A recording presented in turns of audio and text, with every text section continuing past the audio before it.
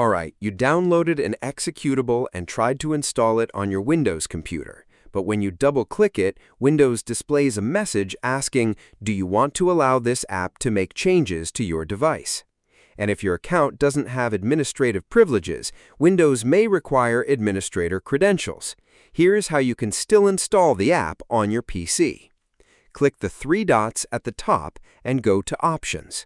Click the View tab, then find Hide Extensions for known file types and uncheck it. Click Apply, then OK. This will display the file extensions. Here I have a Windows test environment with an executable called steamsetup.exe and audacity.exe.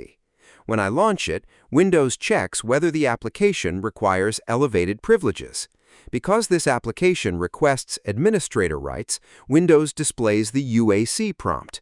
If my current account doesn't have the required permissions, I can't simply enter an arbitrary password. To install this app, create a text file and rename it with the .bat extension. Right-click, then select New, and then Text Document. Rename the document, for example, Installer, and change the file extension to .bat, then confirm the save. Right-click on it, then edit it with Notepad. Inside the .bat file, paste these commands. Right-click on the application, select Rename, copy the exact name of the application with or without the extension, it works. Now paste it here. Save the file. Now click on the .bat file to start the installation, but it's not over yet. During installation, you'll see this error message about writing to drive C.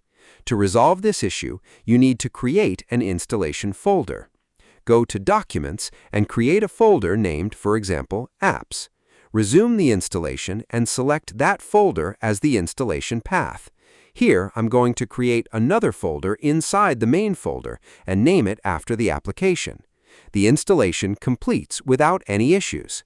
If you found this explanation useful, don't forget to like the video, subscribe, and turn on notifications for more Windows tips.